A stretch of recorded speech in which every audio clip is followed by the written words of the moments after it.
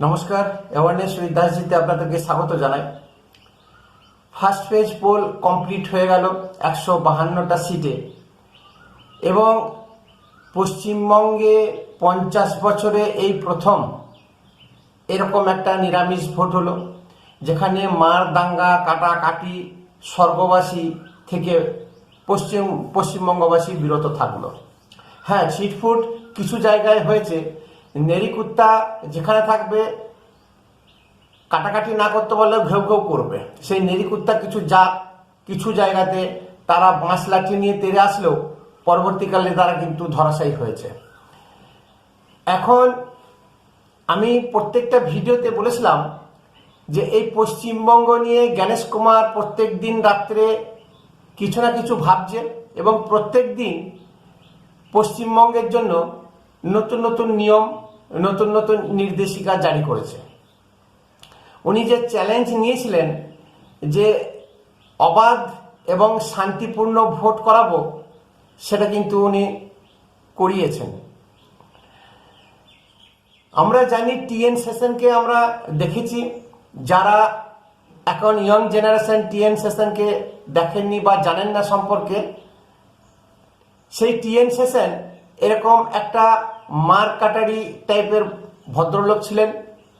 নির্বাচন কমিশন যে ভোট করায়, নির্বাচন কমিশনের যে এত ক্ষমতা, টিএন সেশনের আগে আমরা কিন্তু জানতাম না। এবং টিএন সেশন সেই জিনিসটাকে উপলব্ধি করিয়ে দিয়ে গেছেন ভারতবাসীকে, যে নির্বাচন কমিশনের হাতে প্রচুর ক্ষমতা, অনেক কিছু করে নিতে পারে। ঠিক সেই টিএন সেশনের ভূত পরবর্তীকালে যখন টিএন সেশন হয়েছিল, তখন জ্যোতি বসু কমিউনিস্ট থেকে শুরু করে প্রত্যেকেই সমর্থন করেছিল, তার কারণ কেন্দ্রে কংগ্রেস সরকার ছিল। আবার ওই টিএন সেশনই যখন রাষ্ট্রপতি পদপ্রার্থী হয়ে দাঁড়িয়েছিলেন, জ্যোতি বসু কিন্তু রিজেক্ট করেছিলেন, যে জানেন যে এরকম একটা মানুষ যদি রাষ্ট্রপতি হয়ে যায়, তাহলে আমাদের সঙ্গে কংগ্রেসের যে একটা যোগসাজশ আছে, যে গলায় গলায় ভাব আছে ব্যাকগ্রাউন্ডে, সেই জিনিস কিন্তু চলবে না, বা আমাদের কারসাজি কিন্তু টিএন সেশন মেরে ফেলতে পারে। যার জন্য টিএন সেশনকে কমিউনিস্টরা সমর্থন করেনি। আজকে জ্ঞানেশ কুমারের শরীরের মধ্যে সেই টিএন সেশনের ছায়া দেখা যাচ্ছে। প্রত্যেকেই বলছে যে টিএন সেশন আবার ঘুরে এসেছে। তো টিএন সেশনের মতন মার্কাটেরি না হলেও খুব সন্তর্পণে এবং বুদ্ধিমত্তার সঙ্গে জ্ঞানেশ কুমার কিন্তু পশ্চিমবঙ্গের নির্বাচন ফার্স্ট পেজটাকে ট্যাকেল করলেন। মণিপুরে আজকে বছরের পর বছর যে একটা দাঙ্গা ফাসাদ বা একটা মেরুকরণ যাই বলুন, যে কন্টিনিউ চলছে, সেখানে একটা অশান্ত পরিবেশ। সেই মণিপুরে 2 লক্ষ ক্যাব জমায়েত, সেই মণিপুরকে টেক্কা দিয়ে পশ্চিমবঙ্গের নির্বাচনে 2,40,000 থেকে 2,50,000 ক্যাব সিএপিএফ এখানে কিন্তু হাজির করেছেন জ্ঞানেশ কুমার।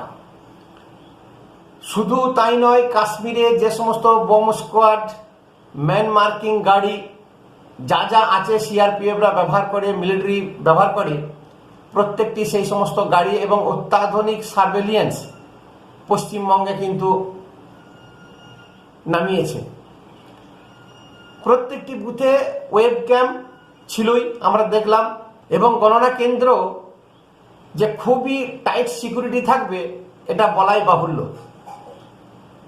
এই যে মমতার প্রশাসনকে উৎখাত করে খোল নলচে বদলে দেওয়া, শুধু তাই নয়, 2021 সালে যে সমস্ত টিএমসি সমর্থক, কর্মী, প্রাক্তন এমএলএ, মন্ত্রী যে দাঙ্গা ফাসাদ হয়েছিল, জিনোসাইড হয়েছিল, তাদের যে নাম ছিল, হিউম্যান রাইটস কমিশন যে নামগুলো দিয়েছিল হাইকোর্টে, এবং জনস্বার্থ মামলাও হয়েছে, সেখান থেকে 800 তৃণমূল কর্মী সমর্থকদেরকে অ্যারেস্ট করার বার্তাও কিন্তু জ্ঞানেশ কুমার দিয়েছিলেন। সঙ্গে সঙ্গে দিদিমণি কল্যাণ ব্যানার্জিকে হাইকোর্টে পাঠালেন এটাকে রোকার জন্য। হাইকোর্ট বলল যে ঠিক আছে, সেরকম বেশি বাড়াবাড়ি করলে অ্যারেস্ট করবে, কিন্তু এদেরও একটা ভোট দানের অধিকার আছে, এদেরকে ভোটটা শান্তিভাবে দিতে দিন। জ্ঞানেশ কুমার তাই করলেন এবং বেশ কিছু যারা ভাইরাল হয়েছিল, ধমকি দিচ্ছিল, যে সমস্ত টিএমসি নেতা বা টিএমসি আশ্রিত যে সমস্ত গুন্ডা, তাদেরকে কিন্তু গরাদের পিছনে ভরিয়ে দিয়েছে। সল্টলেকের এরকমই একজন কাউন্সিলর নির্মল, তাকে 10 দিনের পুলিশ হেফাজতে পাঠানো হয়েছে, যে ধমকি দিয়েছিল। এই যে নানান একটা প্রশাসনিক বদল, প্রশাসনিকভাবে একটা টেকনিক্যালি ভাবে জ্ঞানেশ কুমার যে কাজ করেছে, উপরে যে সেনাবাহিনী নামিয়েছে এই ভোটকে কন্ট্রোল করার জন্য, সব থেকে বড় কথা হচ্ছে এখানে জনতার জয়।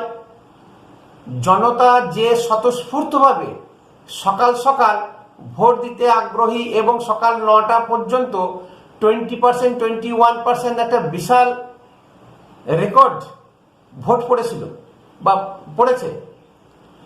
এটা কিন্তু জনতাকে বাহবা বা ধন্যবাদ জ্ঞানেশ কুমারকে দেওয়া উচিত। এবং জ্ঞানেশ কুমার সেই বন্দোবস্তটা করেছিলেন। মুর্শিদাবাদে রঘুনাথগঞ্জ এবং হরগোবিন্দ দাস, চন্দন দাস যে হত্যা হয়েছিল, যে সংখ্যালঘু এরিয়া আছে হিন্দু পাড়া, সেখানে 2 দিন আগে থেকেই সিআরপিএফ মোতায়েন করে দেওয়া হয়েছিল, যাতে শান্তিপূর্ণ এবং ভয়হীনভাবে ঘর থেকে বেরিয়ে তারা ভোট দেয়, এবং সেটা কিন্তু তারা করেছে। ব্যাপক হারে হিন্দু ভোট পড়েছে, যা কোনো বছর কোনো ইলেকশনে হিন্দুরা অত ভোট দেয় না, অনেকে ভোট দিতেই যায় না। কিন্তু এইবারে প্রত্যেকেই বুথমুখী এবং তারা একটা পরিবর্তনের আশায় ভোট দিয়েছে। এখানে প্রথম হিরো আমি জনতাকে রাখবো। জ্ঞানেশ কুমার যে 152টা সিটে ভোট করালেন নিরবিচ্ছিন্নভাবে, মুর্শিদাবাদ, বীরভূম, খয়রাসোল, মেদিনীপুর, নন্দীগ্রামের কয়েকটি জায়গাতে, কিছু কুলাঙ্গার নেরিকুত্তার জাত তারা কামড়েছে, সেই কামড়ানোতে কিছুই হবে না, অ্যান্টিবায়োটিকও নেওয়া দরকার নেই। এখন এই যে 152টা সিট, এর মধ্যে গত বিধানসভাতে 2021-এ টিএমসি পেয়েছিল 92টি এবং বিজেপি পেয়েছিল 59টি আর অন্যান্য দল পেয়েছিল 1টি। কিন্তু এইবারে যা মানুষের উচ্ছ্বাস, শাসক বিরোধী ভোট, তাতে কিন্তু 100-র উপরে সিট বিজেপি পেতে চলেছে। আমি আগের ভিডিও, গতকালের ভিডিও বলেছি 120টা সিট এবং 110 থেকে 15-র মধ্যে বিজেপির সিট কিন্তু থাকবে এই ফার্স্ট পেজে। এবং এই ফার্স্ট পেজে বিজেপি কিন্তু একটা জয়ের সম্ভাবনা বা সরকার গঠনের প্রথম পদক্ষেপে নাম লেখানো। দিদিমণি এবং তার ভাইপো, ভাই, পরিবার, যেটা খবরে শোনা যাচ্ছে, তারা এখন থেকেই লুকাতে শুরু করেছে এবং ভাইপো নাকি 4 তারিখের বিকেলই ফ্লাইট ধরে দুবাই পালাবে। তো এটা আমি আগে বলেছিলাম যে চন্দন বসুর মতন ব্যাপার, জ্যোতি বসু কিছু না করলেও তার ছেলের জন্য বিশাল কিছু করে দিয়ে গেছে, টাটা বিড়লার মতন ধন সম্পত্তি করে দিয়ে গেছে। পিসি অ্যাকাউন্টে বেশি টাকা না থাকলেও, কিছু সেরকম না করলেও, তার ভাইপো, ভাই, ভাগনা, ভাগ্নি, ভাইজি প্রত্যেকের জন্য পশ্চিমবঙ্গের অর্ধেক সাম্রাজ্য দিয়ে গেলেন। আর পশ্চিমবঙ্গের জনতাকে হাতে বাটি ধরিয়ে দিয়ে গেছেন। 1500 টাকার একটা লাড্ডু, ঘরে ঘরে বেকার, রাস্তায় শিক্ষকরা এখনো পড়ে পড়ে মার খাচ্ছে। তো এরকম একটা পরিস্থিতিতে মানুষের মনের মধ্যে যে ক্ষোভ, জ্বালা, যন্ত্রণা ছিল, তাদের প্রতিবাদের ভাষা, প্রতিবাদের একটাই রাস্তা, গণতান্ত্রিকভাবে সেই প্রতিবাদ কিন্তু আঙুল টিপে কালকে তারা জানিয়ে দিয়েছে। জ্ঞানেশ কুমারের সেকেন্ড ফেজ পোলের এখনো তাকে পরীক্ষা বাকি আছে, ফাইনাল পরীক্ষা। এই ইউনিট টেস্টে উনি পাস করে গেলেন। আশা করি এই ফাইনাল রেজাল্টও উনি খুব ভালোভাবে পাস করবেন এবং যত দুষ্কৃতী, গুন্ডা, ভোট মেশিনারিজ আছে টিএমসির, সব পর্যদস্ত করবে এটাই কিন্তু আশা রাখি। ভারতবর্ষের মধ্যে এমনই একটি নোংরা স্টেট পশ্চিমবঙ্গ, স্বাধীনতার পর থেকে বিনা রক্তক্ষয়ী, বিনা লাশ পড়ে, বিনা মৃত্যুতে কোনোদিন ভোট হয়নি। এই 50 বছরে প্রথম এরকম ফার্স্ট পেজের ভোট দেখিয়ে দিল। ভারতবর্ষের অন্যান্য রাজ্যে একদিনই ভোট হয়, খুব জোর 2 দিন। তামিলনাড়ুর মতন এত একটা শিক্ষিত হাইফাই স্টেট, সেখানে গতকাল তাদের ফার্স্ট পেজ একটা পেজেই ভোট হয়ে গেল। একমাত্র বাংলাদেশি মেন্টালিটি,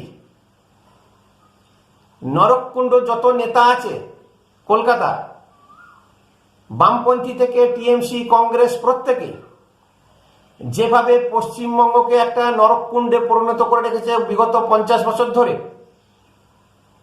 এই একটা স্টেট 7 দফা, 6 দফা, 5 দফা, 3 দফা, 2 দফা, দফায় দফায় ভোট করতে হয়।